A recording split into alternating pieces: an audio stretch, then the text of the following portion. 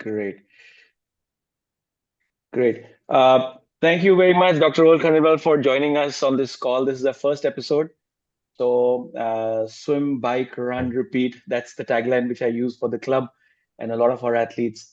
Thank you for a Sunday evening, and thank you everybody for joining in on this call.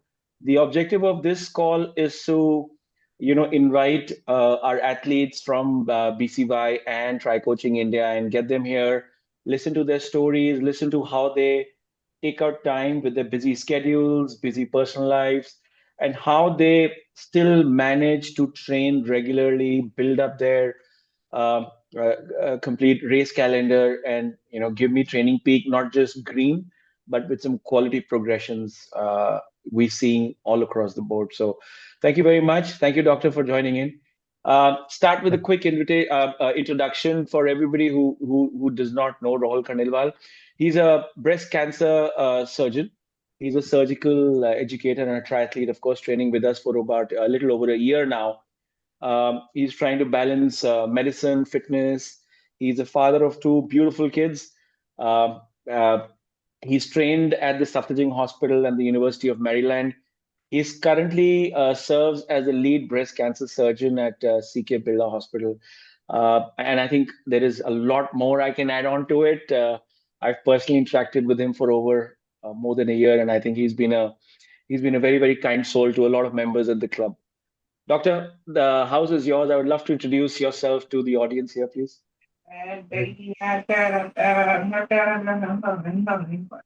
As if I can request you to please put your speakers on mute. Thank you.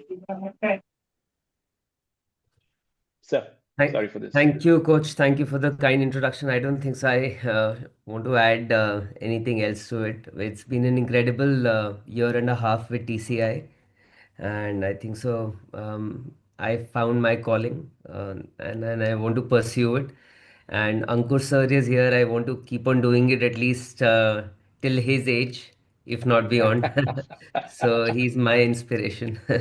Lovely, lovely. Thank you for this. So this is something which I love asking to all my athletes. Why triathlons? What made you choose? Yeah. So, growing up, I was my dad when I was 5 pushed me into the swimming pool. He took me to the deep end, pushed me from there because he was tired of us using armbands and tubes. So this was Vasant Vihar Club. Took me to the 5 meter diving board and pushed me from there. And that was my initiation into swimming. I swam till the shallow end, and then I used to go with him regularly. One thing which my parents did was always encourage sports. They got me a cycle, they taught me how to cycle, and summer vacations were cycling from my home to Sirifort Sports Complex. And they used to tell me that each summer you have to learn one new sport. Wow. So, and they used to say, don't worry about how well you're doing, if it's going to cost some money or not, but learn one sport every summer. Just cycle yourself. So I used to cycle around 6 kilometers to Sirifort, spend the afternoon there, and then come back. So that is how cycling also started. Running, I used to play cricket, so running was there. So I always had it in my mind that I want to do triathlons because I love sports. So I used to follow everything. And but I guess once you take up biology, once you hit class 11, then Hmm. everything stops. I continued playing cricket off and on. Swimming used to happen in summers, but then everything stopped during MBBS. Once I turned 40, there were two things which triggered this. One was I got my blood test done, and Hmm. I had slightly high blood sugar. Okay. So that was a wake up call. And then when I had my kids, I thought that I need to be healthy for them. Hmm. And then at 41, I told my wife that if I don't pursue this now, I'll probably never be able to start. So after, months of deliberation, talking to you, Hmm. then it finally started. Okay. This was I'm sorry for the lengthy answer, but this was just the whole background to it. and that was the trigger of starting my try journey. Doc, this floor is yours. We want to know your story, so please take as much time as you want to talk, and that's the whole idea. So great. So I think so. Rohani is in good hands, huh? So I know that as she's growing up, your daughter, I'm sure she's going to be pushed into a lot of sports like you. Is it something which we are following in the family as well? Yeah, so one thing which I'm very clear about that I let Ila and so Ila's mom also stays in the same apartment complex. I let them do everything, but I've told Hmm. them I don't want my kids to be overweight or obese. That's one Yes. thing which I'm really scared of. Hmm. India is the has the second highest rate of childhood obesity Obesity. Yeah. all over the world. So Yes. that is one thing which I'm really scared of. So I tell them that even if they're not good at it, they need to play some sports. So Ruhani Yeah. is doing tennis, she swims, and then gradually she'll improve. But my role, like my parents did, is to encourage them to play sports. Hmm. And then gradually they'll find their calling, which sports they're interested in, what do they like. Excellent. I know you are brushing a lot of things in the family. I know with Elam, I'm training for her high rocks, so I'm Yeah, sure yeah, I'm sure we're going to see some good transformations in the family. yeah. Lovely. So you are full time in the hospital. I know you're training quite extensively. You educate a lot. You have what, three Instagram handles with over, I think, 100,000 and 300,000 followers. YouTube channel with 208,000 followers, and you're very active. I haven't seen anytime somebody puts a comment on your Instagram post and you don't reply to it with a single thank you also. So how do you manage work, family, all your extracurricular activities? How do you do that? How does a day looks like for you? Yeah, so I compartmentalize well. I mean, I am good at multitasking and I divide my time well. So my day typically starts. We get up at 5:30. Ivan gets up Mhm. at 5:30. So 5:30 till 7, we're with the kids, getting Ruhani ready for school. So I go drop them off drop her off to the bus stop, and as soon as that's done, I head off to the hospital. By 8 o'clock, my surgeries start. And ever since I started practicing, I had made one rule that I'm not going to do evening clinics or evening OPDs. Okay, Because, when doctors are starting off initially, every patient is important for them. They want to get hold of every case. right, And somewhere, what happens is that then your day extends on to 7, 8 p.m. And that was one thing which I was very clear about. And fortunately, because I was also teaching, so I had that backup and I could take that step from day one. right. So I am back home from the hospital by 3:30, 3:30. 3:30 is maximum Okay. when I'm back home. And then if I have some teaching commitments, I go to the studio, I record my videos, or I take classes online, and then I spend time with the kids and do my training. So And training time is generally evenings for you? so either early mornings when the kids are asleep, or evenings, but mostly it's evenings. Okay. Okay, great. So prioritizing your personal life and of course minimizing your hours of work to make sure you have a good balance between work, family, training, Yeah. everything falls in. Hmm. I think that's a very important point you've touched, because as we are in the age group, we tend to work more and we tend to lose the balance, whether it's personal fitness or we want to just look at professional life. And I think it should be a good lesson for a lot of our members here who are listening to us. Yeah. So I'm going So to, what is, I'm sorry, yeah, yeah, just go to ahead. add on to it. So what has become more important now in my current age group is that I think so more important than return on investment is return on time invested for Yeah, whatever you're doing. yeah. So that is more important, and that's where you need to prioritize what is important for you and what is going to give you more returns on the time which you're spending. And of course, family requires a lot of time. So uh, that takes up most of my time. And training initially used to take a lot of time, but once you become more efficient, you can spend less amount of time and still improve, which is what I've realized over the last year and a half. So I'm going to straight away jump into the main important point with the idea was so you generally get your trainings in week in advance. So how do you tend to balance off? Because I mean we're working together, and I don't think there has been ever a week where we've missed a session, and the sessions which are missed, you proactively communicate that Yeah. there has been a miss, or there's a travel, or there is a busy routine which is looking like. So there has been a very proactive approach from you as well. So how do you tend to plan your week when you see your training calendar on a Saturday or a Sunday whenever you get your trainings?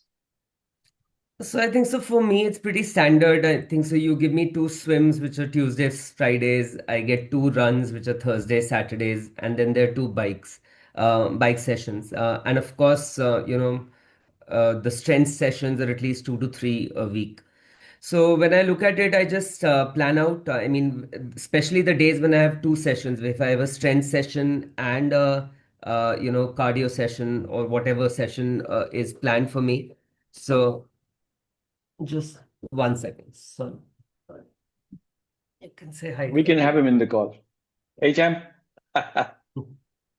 Okay, and now you can go. Okay, now he knows what's going on. Yeah. Yeah. So the days when there are two workouts, I usually like to do the strength sessions early in the morning before the kids Hmm. wake up or when they go off to sleep. And the rest of the activities I usually do in the evening. Sorry about that. Sorry, he just came back from, yeah. Yeah. So usually I do it in the evenings. So somewhere around 5 o'clock, I start doing my workouts. So 5 till 7, the kids are also out to play. So that's when I do my workouts usually. So your planning generally happens week in advance. And I mean, you. Yeah, Uh, until unless I am traveling, then this is the usual time slot when I'm going to train. mhm. So that's how I plan it out on a Saturday. And then So if there's some travel, I of course discuss with you or discuss with my wife of how I can adjust my training accordingly. I was about to come to this point. 8 to 10 hours of training means 8 to 10 hours away from family, the commitment time. So how does the family support plays role in this whole week on week? It's been over about more than about a year and a half now. So. I think so. It's not possible without family support, and they really need to understand what you're doing. So it took time initially. A lot of them thought, including my mother-in-law, my parents thought that it's just going to be one race. So Mhm. initially all of them were very supportive before the Vietnam race, and Yeah. that's where they realized that it's not going to be a one-off thing. So then we sat down, me and my wife sat down and we discussed that, every week cannot be as hectic as, say 5 weeks leading up to a race. Yeah. So then I had a word with you as well and we discussed. So I mean, we work around it. I am one guy, I'm a person who doesn't like to see a yellow or a red on TP. So, even if I'm able to do 80% of the workout, I'll do 80% of the workout diligently, at least to get that Hmm. green tick. I Okay. think so. Yeah, sometimes it's not 100% and I'll admit to it, but Yeah. at least it's something. Yeah. I mean, it's impossible to have people with such busy routines to have 100%. But absolutely right. You know that whatever we can do, we try to do that. Uh, so getting into the training, getting into a routine, getting into the discipline, there is a lot of habits which you have to let go, and then you have to acquire a lot of new habits and start building up your routine. So what has been your toughest bit to manage in terms of getting into triathlons? What was one of the toughest habits of getting in? So for the first race, it was my diet. So Hmm. my mother is Gujarati, and we start and we end our meals with sweets, and Okay. that's my biggest weakness till date.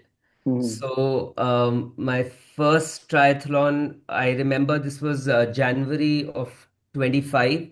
I'd Hmm. come back from a New Year trip, and we discussed that my heart rate was going up. That's where you had suggested that you should get your body fat analysis done, and I Hmm. figured out that there's a lot of visceral fat, and so those 3 months I really changed my diet quite a bit, cut down on sweets, cut down on late night cravings, Hmm. and namkeen. all those Okay. things. So post The Guju house 8:30. does not stop people from binging, huh?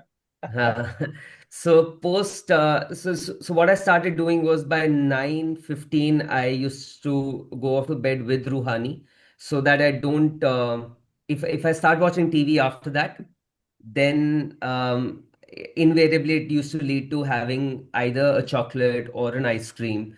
So I made a strict regime. 9:15 I was in bed with Ruhani and I used to get up early, and I started experimenting with a lot of things to Uh-huh. reduce my cravings.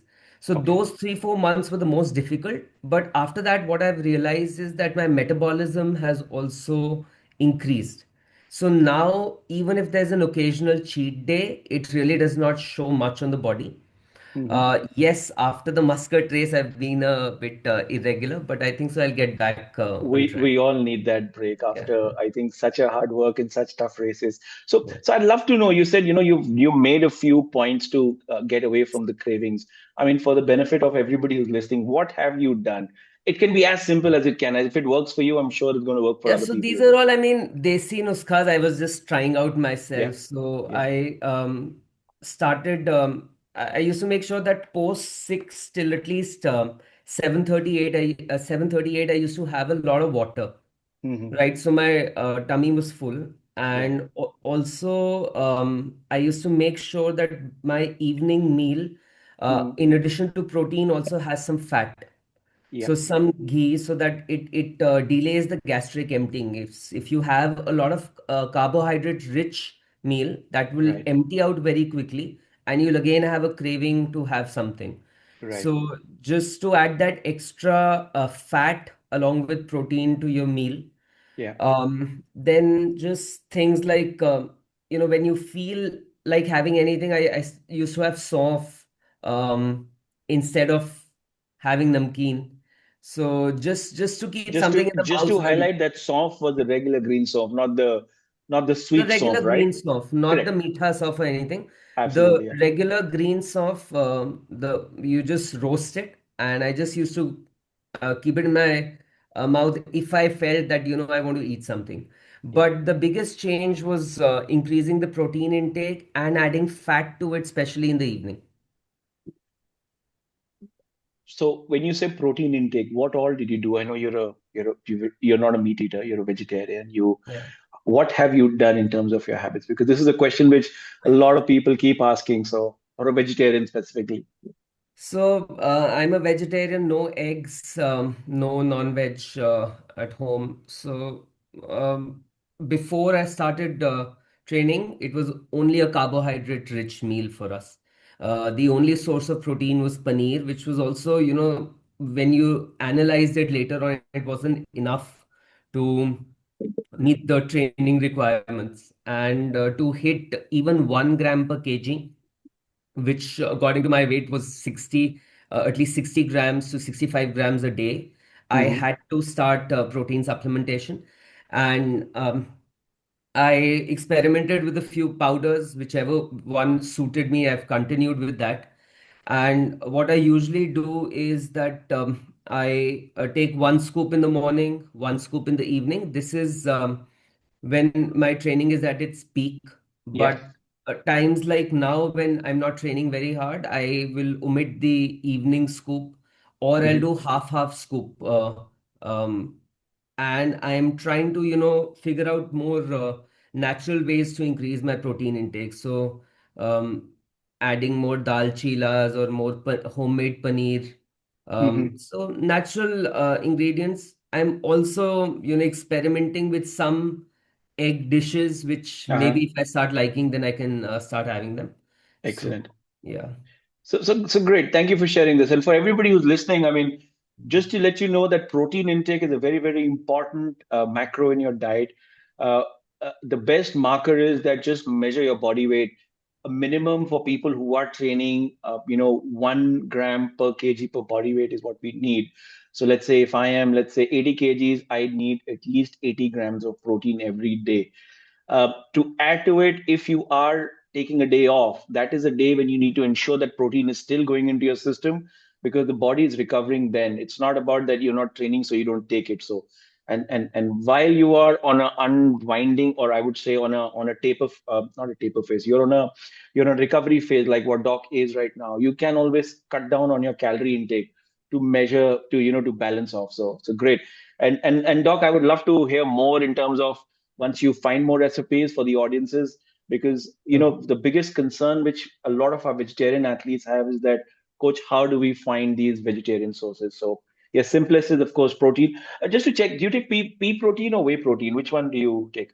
So I initially used to take pea protein because that's what my dad used to take, but Uh-huh. then I moved to whey protein. Hmm. And fortunately, I have a tummy which can tolerate whey protein, so I am continuing with that. I'm sticking to whey. And just There for are a our lot of knowledge, how many ways have you tested to come to what you're taking right now? So because I know a lot of times the main issue is, coach, either we are feeling constipated or gas issues. So how did you shortlist the protein you're taking today? so fortunately, my tummy is one which can tolerate most of the things. Hmm. I mean, after having survived Safdarjung mess food for 5 years, your tummy can tolerate pretty much everything. And so I've tried three brands, and all Uh-huh. three I've liked, but I've only switched because of uh, issues with the product, not particularly it affecting my body, but just Understood. quality issues with the product have made me change from one brand to the other. Okay. They've not affected me in any which way, Okay. otherwise. Lovely. Great. Thank you. But Thank you for just sharing. to add on to Yeah. this, I mean, what I usually recommend is that if so, whey is just coming from milk. If you're lactose intolerant, then you should take a plant protein. Otherwise, you can stick to whey.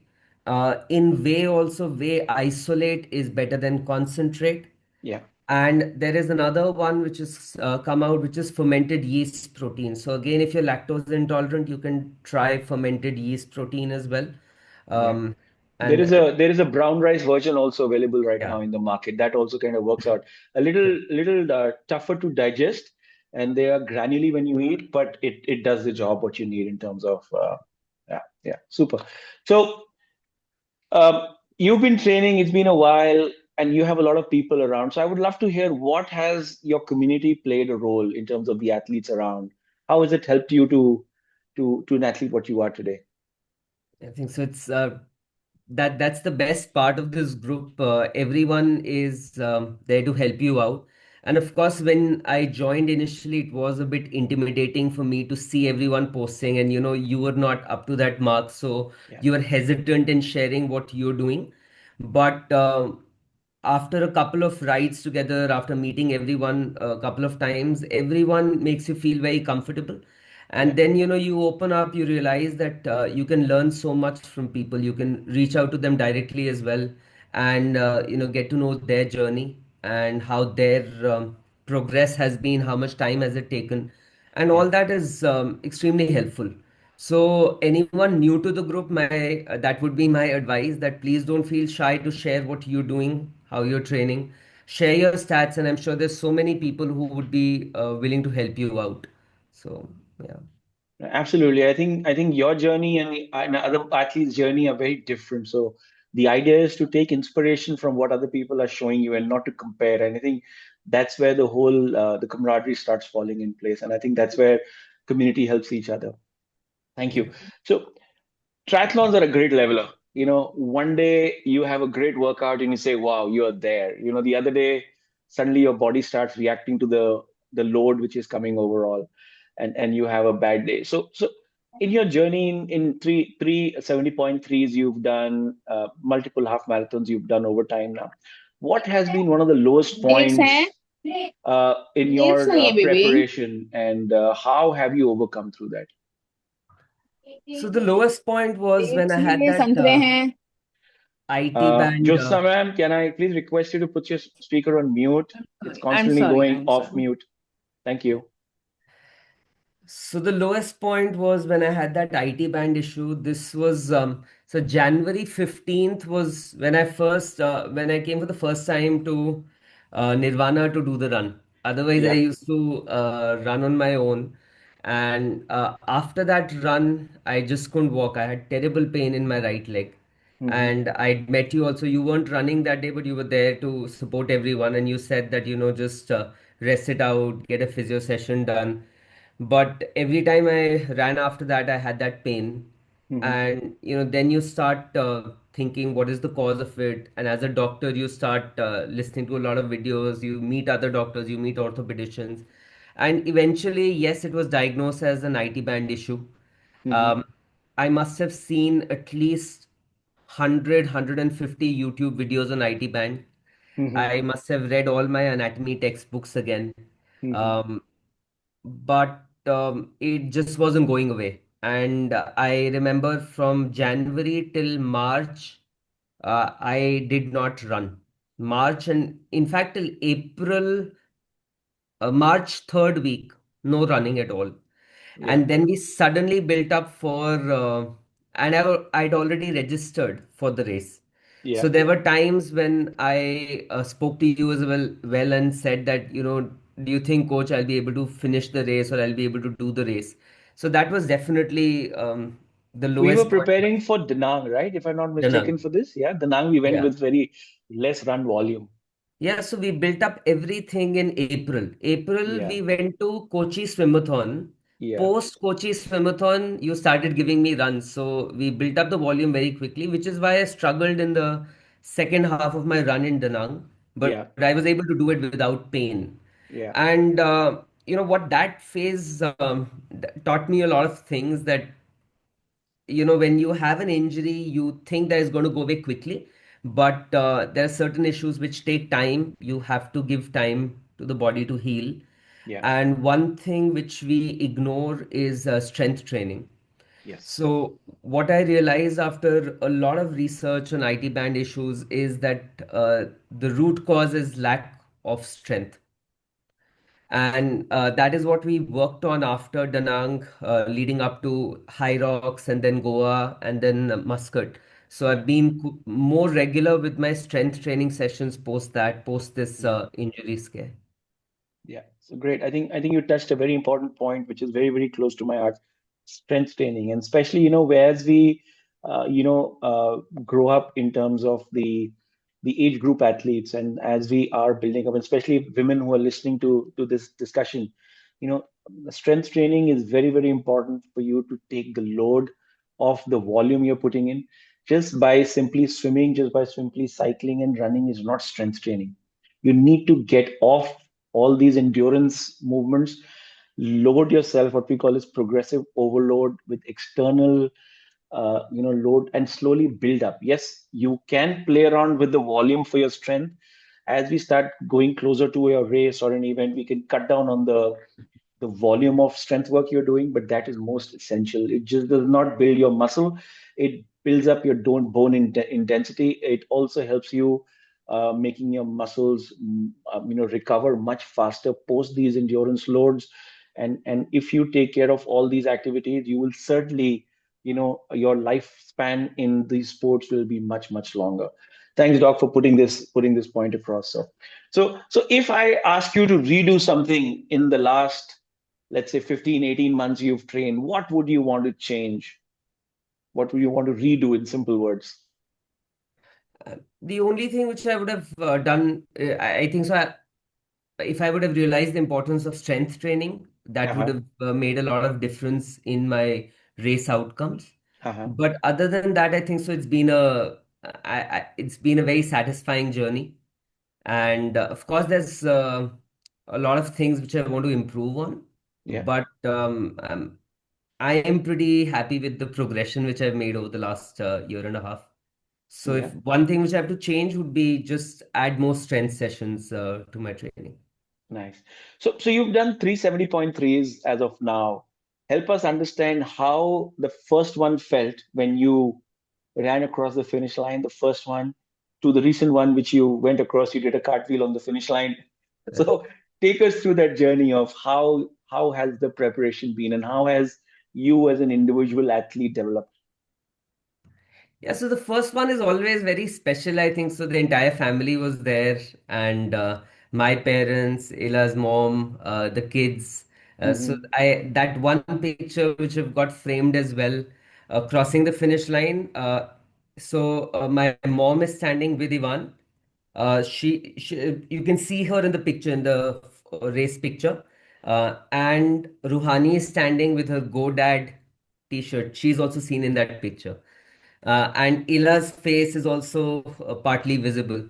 So that's a very special picture for me because I think so. More importantly, it was a big achievement for me, but like we were discussing initially, a great initiation for the rest of the family, especially kids and Ila, to see what is happening in the fitness world.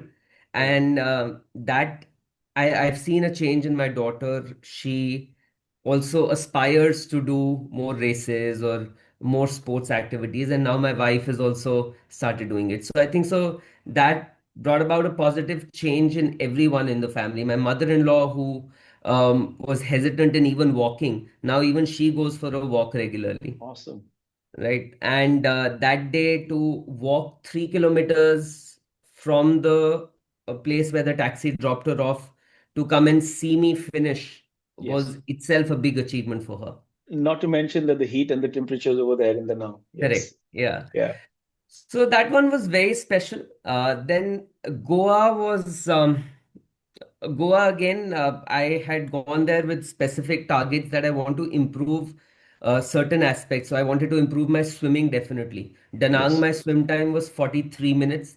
I Yeah. think so. It was my first one, so I really didn't know how to push. But Yes. Goa, that was one very clear agenda that I wanted to be sub 40. Yeah.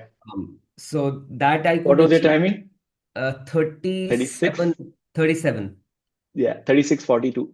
Something Something of like that that. sort. Yeah. Yeah. So I could achieve that in Goa. That was a positive. Cycling didn't go well, and cycling was a letdown for me.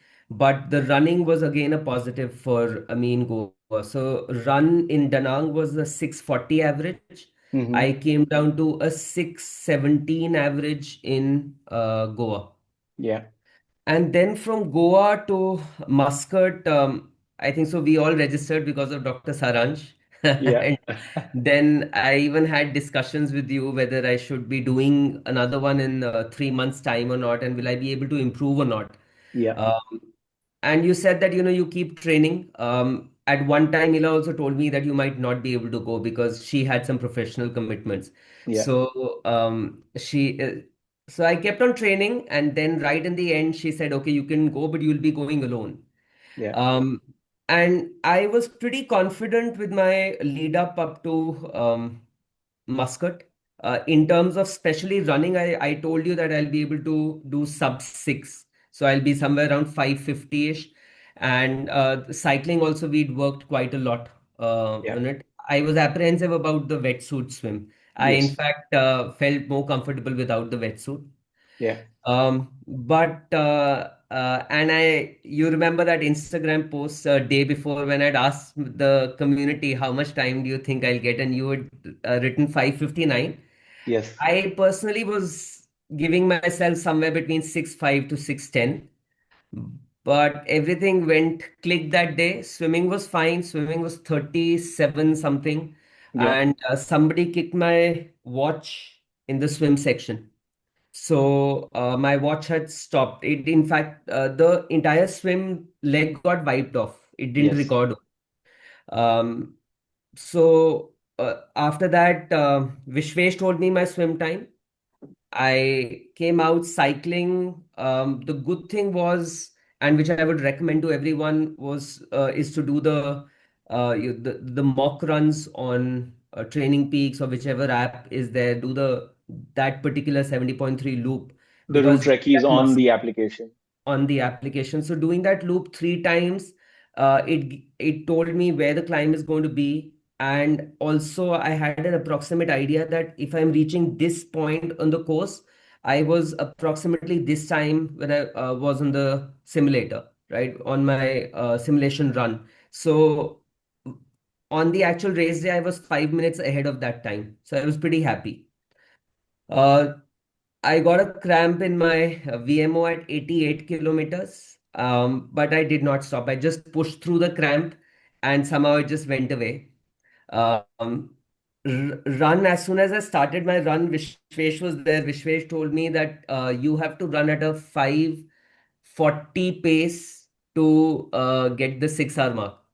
Yes. So I said, okay, let me try. And my first 5 kilometers were very good, but after that it was very hot, and I slowed down a bit in the next 5 kilometers. But in the end, I really pushed hard. The last part was very tricky because it was out in the open and you had headwinds as well. Last 400 meters were the fastest 400 meters of my life till now. Yes. I got a personal best in that 400-meter segment. I missed 6 hour mark by 2 seconds, but overall, I was very happy with the progression from Goa to Muscat. So the most satisfying for me was Muscat, but closest to my heart would always be Danang. Nice. So from Danang with barely finishing to being so specific in the training. So journey has been more on numbers, more on very specific Yeah. training over time, and I think that has come out in the numbers which you've seen. And I think looking at you, the way performance driven you are, the more detail oriented you are, and I'm sure that is helping us, move up the scale. So good. So what's next from here? What are we targeting?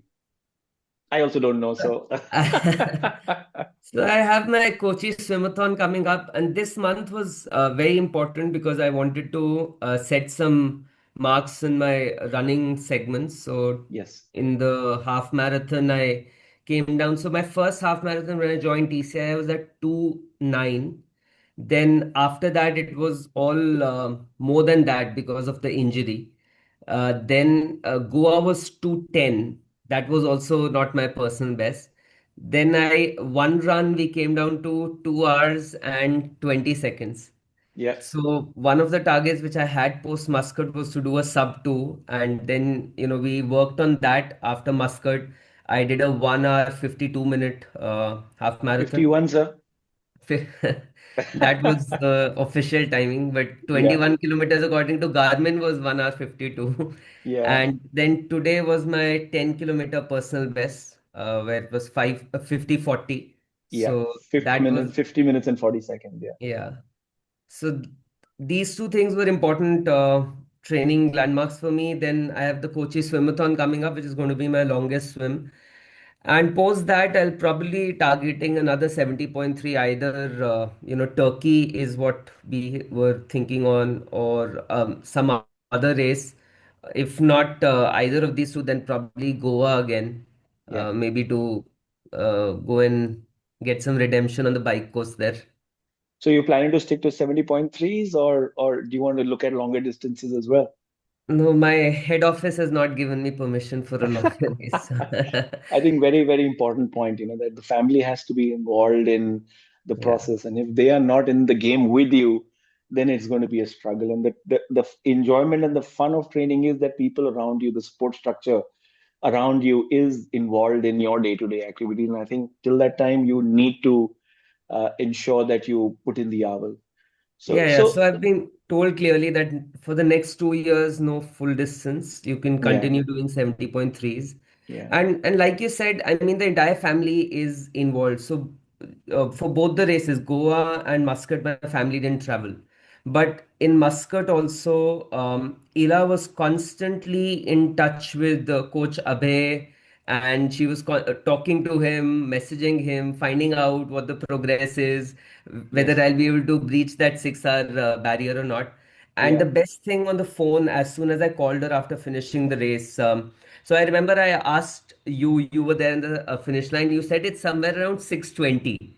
But then you told me that you don't know the exact time. Then Vishwesh told me you just missed it by 2 seconds. And I called yes. Ella, and she said, it's good that you missed it by 2 seconds because I want you to do a sub two in front of me. So, things like that are always nice to hear, when she herself says that, okay, we'll register for another one. And there you do a sub six race. Yeah, yeah. Great, great. Thank you. And I'm sure, we should be looking at much faster timings from here. Sub six is just a, thing. You just focus on the process, which you do very, very diligently. So I think that's important. Lovely. So tell me, you got long working hours. You started early, a lot of trainings. moving around, sitting in front of the camera, talking. So, how does your recovery, or how do you ensure that you are recovered well? What all do you do now? How do you manage it? So, to add on to that, I also have a completely flat foot, no arches on my feet. And Yeah. secondary to that, I have varicose veins because of the flat foot problem and Yeah. long working hours standing in the theater. I have varicose veins as well. Mm. But what I've realized over the last year and a half is that a lot of it is a mental thing. Mm-hmm. So, nobody is perfect. Some physical handicaps will be there with everyone. So, Mm. the first barrier to conquer is the mental barrier. That if you just keep on thinking about them, you'll never be able to do anything. Okay. The second thing, in terms of recovery, there are certain things which I take care of. So, whenever I have theater and I know it's going to be a long day in the theater, Mm-hmm. then I wear my compression socks to the theater. Yeah. Um, or I would sleep with my compression socks as well on days where I've had a long day. Hydration is something which is very important. We often neglect hydration, and I make sure that just in the first half of the day, I I'm meeting more than 50% of my hydration volume. Yeah. So that is another thing which I focus on, because I've seen in the second half I sometimes miss out on proper hydration. Um, Simple things like checking your vitamin D3 and B12 levels, they Okay. make a huge difference. Earlier, I used to have shin pain by the end of the day, even just by standing in the theater when I was not training as well. But once Mm-hmm. my vitamin D3 levels went up, that shin pain went away, the lethargy went away. Yeah. Yes, I do take creatine as well as a Yes. supplement. It Mm-hmm. is probably the safest supplement out there, most well-researched supplement. So, anyone who wants to take it, what I recommend is get your kidney function tests done. If your kidney function tests are normal, you can start creatine. And as endurance athletes, we need 3 grams. We don't need the 5-gram dosage which gym goers need. Yes. So 3 grams and proper hydration, getting your kidney function tests done every 2 months. And can women also take it? It's more important for women Yes. actually because they are Yes. more deficient in it. Vegetarians are more deficient in it, and they can also take it safely. I know recently you did a post also, so I keep following you up. But for Yeah. everybody else who are listening, I think if you follow Dr. Rohan on his Instagram page, I think we've got three. We have But sweat and sweat and scalpel is the scalpel. one which is my fitness journey. Yes, and which one do you use to put all these information?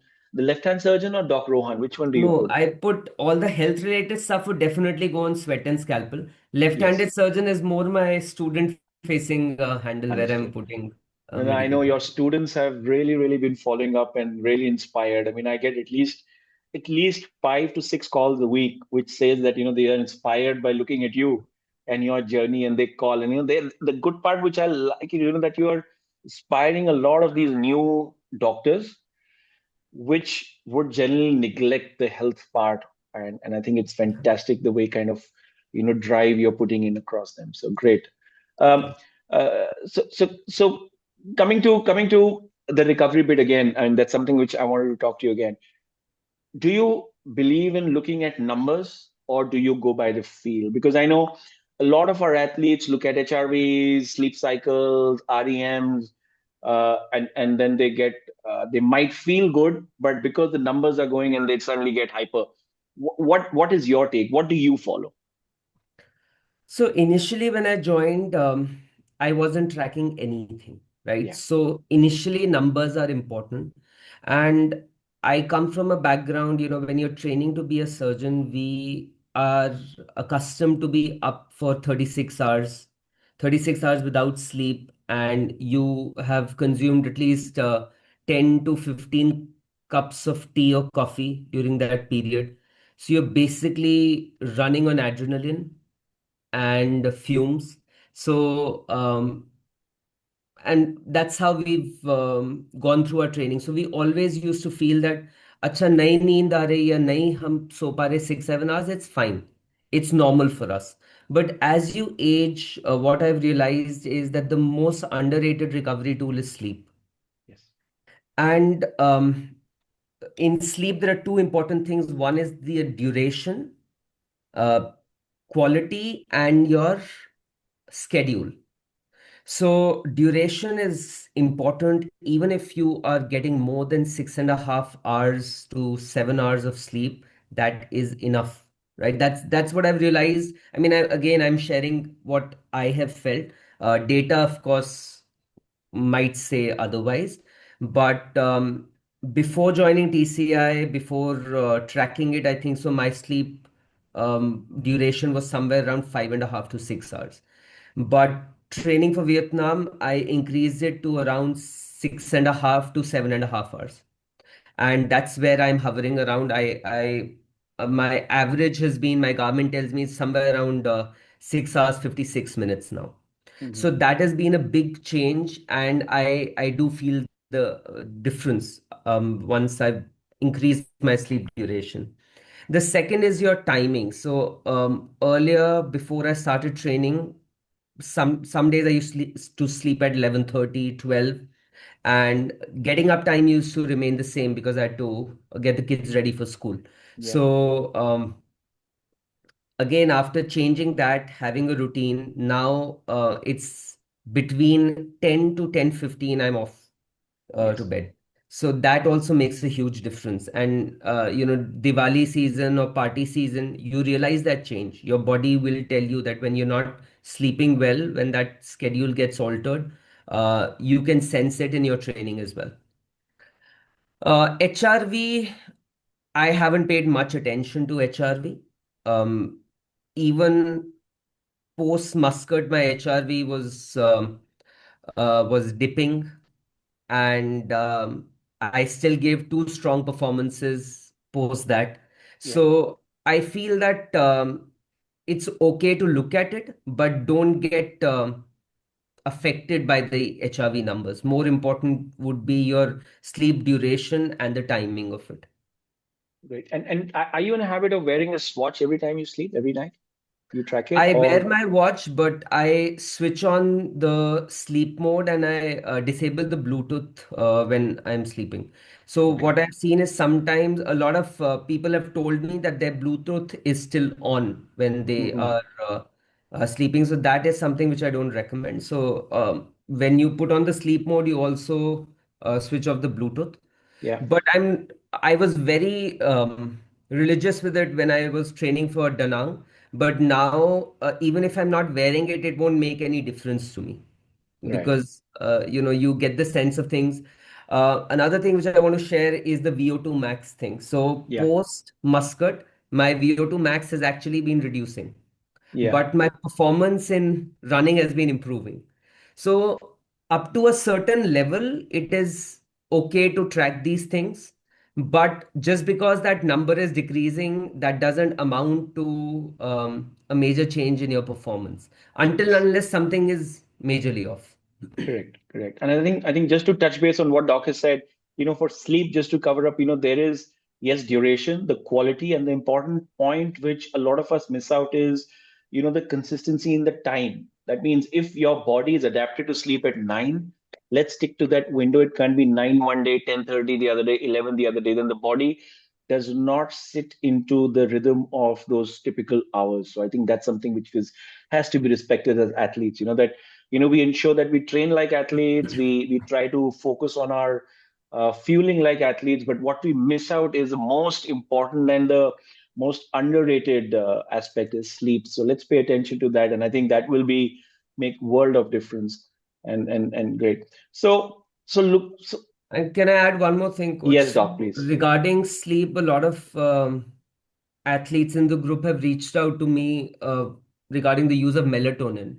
So I Yeah. personally haven't used melatonin ever. We do use it for our chemo patients, and it works well for them. But before going to melatonin, I think so better would be to use a magnesium supplement A triple magnesium supplement also helps in better muscle recovery, and it helps in good sleep induction as well. So Yes. that is a non-habit forming. Even melatonin is not habit forming, but long-term usage data is still not there for melatonin. Yeah. And just to add on, Doc, I think this is something which a lot of athletes face the challenges. You know that when you try to do your PM sessions, if you do the evening Very, sessions yeah. late in the evening, your body takes 2 to 4 hours to get your your heart rate under control, the body temperature under control. So if you are doing a workout at 8:39, and if you want to hit the bed at 10, trust me, you're going to have a lot of difficulty in sleeping. You need to give that 2 to 4 hours window. So in group, we get a lot of updates on 11 o'clock, good, strong strength training session. If you're doing that, you're going to be spending next few hours not able to sleep. So that is where you need to focus on those habits of when you should do your workout. I mean, Doc, would you like to add this to it more on No, I the from a completely medical agree. front? So I completely agree with you. I try not to do any workouts post 7:30 is the time when after that I don't like to do workouts, because like you said, then the adrenaline is still running in your system. Yeah. You won't feel sleepy at your normal time if you're doing Yes. that.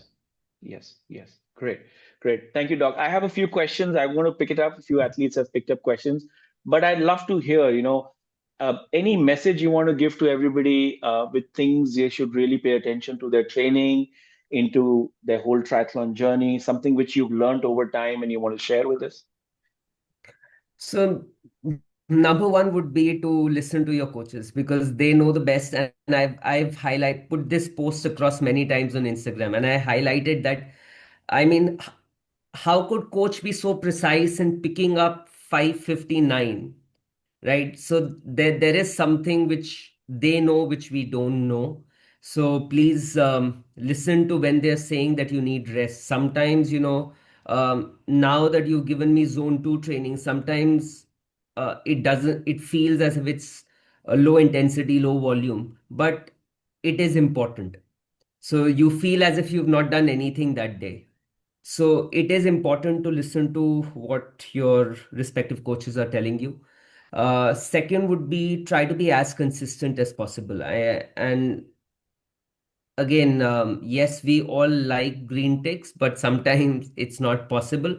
But even if you are doing 85 to 90% of your workouts diligently, that is going to make a huge difference. Then pay attention to your support system, because without them, it's difficult to do it on a long term basis. And pay attention to your health in general. Eat well, sleep well, recover well. Those would be my, yeah. I think these are fantastic habits one needs to build up, and and I think put things in everyday perspective. Great. Thank you very much, Doc. I think we can talk as much as we want to, but I want to respect the time and I want to give people something where some comments. And so Varsha is mentioning, that agree with the managing diet in the Guju family. I think we've touched that. Robin has a question. I would love for you to touch it up and share your strength training. So he says, in strength training for Ironman, which approach is more effective for improving strength? High intensity, heavy lifting with maximum effort, moderate effort with higher repetitions. I'm going to take it technically, but I would love to hear what your routine is generally. So I think so. This would vary from athlete to athlete. Also, would depend on what you are chasing. Like it would be something very different for somebody like Vishwesh, who is gunning for a podium, would do Yes. strength training very differently versus me. I personally do moderate weights, but more reps. And like you write on TP that it should be progressive. So I would start at somewhere around 55 to 60% of what I can lift, and go up to say 70, 80% of what I can lift. Okay. Right. I don't do very heavy weights, because I've seen that if I do very heavy weights, I sometimes tweak my back or some muscle group, and then that keeps me out of training for a longer period. Right. So for me, it is moderate weights, more reps, but again, it would be very different for different people. Right. Robin, just to help you understand this, your strength training directly moves in proportion to your volume of your endurance training.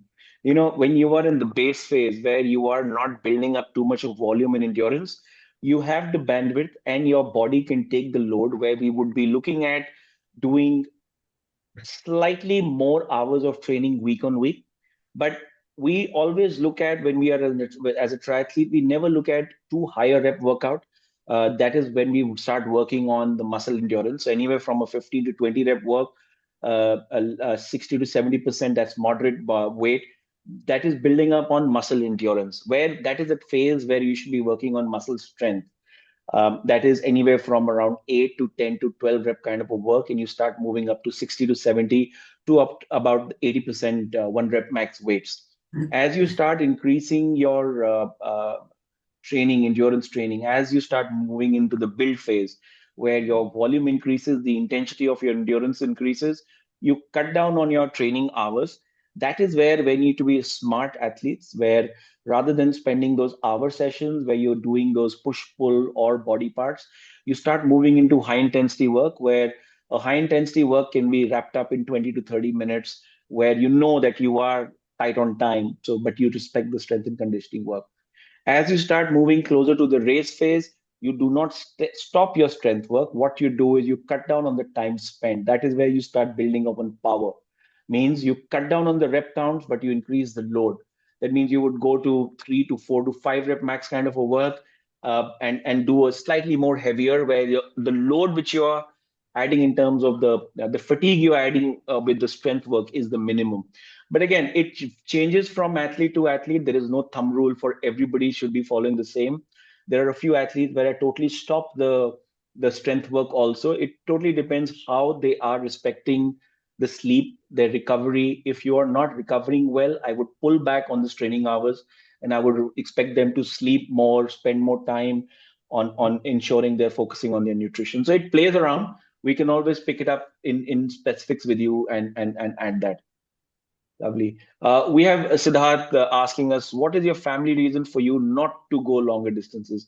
Any other tips on how one builds a family support when they aren't supportive and feel one could repurpose this training time for family, career, etc.? Siddharth is a very, very new athlete in the club. He is based out of the US and he works in different time zones, so it'll be good help for him. So Siddharth, my wife, again, so the reason not to do a full is that the commitment which it would require in terms of the training hours. And I think so, more than that, what I feel is that the numbers are very daunting for her. The numbers involved in the race. So it would take some more time for her um, to agree to that. Regarding the second part of your question, I think so the best thing is to involve them in the training. Yeah, Right, so I've signed up for a race, high rocks with my wife, a mixed doubles. So, when she gets involved, she sees, we're spending time together, plus her fitness is also improving. yeah, Um, you get the kids involved as well. So, when my son sees me cycling, he's just 2, but he'll stay there for 10 minutes. He'll keep on talking to me, and he would also want to sit on the cycle. So these are great things, I think. So you can't, it can never be too early to initiate them into sports and physical activities. So just involve them in your training process. I think so that's how the support also would improve. yeah. Great, great. So that I can add a little bit to it. That the easiest part for a race is to register and stand at the start line. That's the simplest thing one can do. The most challenging part is the process which you're building up. You have to be available day in, day out. I remember 2019, when we finished off our first Goa race. We were about 14 of us, and out of that, 4 people approached me saying, "Coach, we want to do an Ironman full." I know I was very happy that wow, they have an aspiration. But when I shared the kind of commitment you need and the kind of time involvement you need, and and I wanted them to be very, very honest to themselves, that would they be able to put time from their family, work, and give me those hours? And then they heard those numbers, they said no. So again, choose your distances, choose your races, by being honest. You have shorter distances, Olympic distance also, where the training time cuts down. You don't have to do only a 70.3. 5150 is a very, very good structure where you do not need such long hours. They are short races, 3 to 4 hours, you're done by the day in a race. So choose like that, and then slowly and gradually, get into the whole process. So great. We have Sridhar sir is asking, is there a target body weight for a triathlete? No, I don't think so. There's a target body weight. I think so. Even some of the top triathletes, um, some of them are on the heavier side as well. But what you need to keep in mind is that how much of that weight is being contributed by your muscle mass and how much of it is coming from fat. So you would be surprised that Vishwesh, and I also got my DEXA done for fat analysis. Vishwesh also got it done, and Vishwesh has more visceral fat than what I have. So sometimes you can be, so the Asian profile is called the um, TOFI profile. You're thin outside but fat inside. And that is very dangerous because the higher the amount of visceral fat which you have, that means that your heart is having to push against more resistance. So your heart rate would peak or would spike very quickly. And when you lose that visceral fat, if you bring down your fat percentage slightly also, you would see that your running, your cycling has become more efficient. The running economy will improve. So rather than focusing primarily on the weight, I think so a better thing to do would be to cut down on the fat percentage and to build up the muscle mass would be better metrics to chase. So the best test to get that done is a DEXA scan. This is the same scan which you do for bone density, but you just have to tell them that you do it for the fat analysis. Fat analysis. Yeah, yeah, and looks can be very, very deceptive in terms of a thin-looking athlete can also have a higher visceral fat, and having a high visceral fat is all the more dangerous than to have a regular fat percentage. It's called DEXA. It's called DEXA, DEXA scan. Yes, sir. Great. Any other questions anybody has? Would love to take it up. We got a couple of minutes left.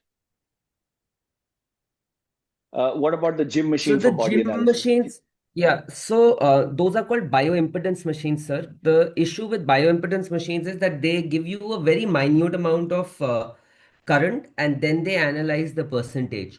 But these bioimpedance machines, they are affected by a lot of factors. So they are affected if you've taken a heavy meal, if you've had a lot of liquids, then you'll get a different value.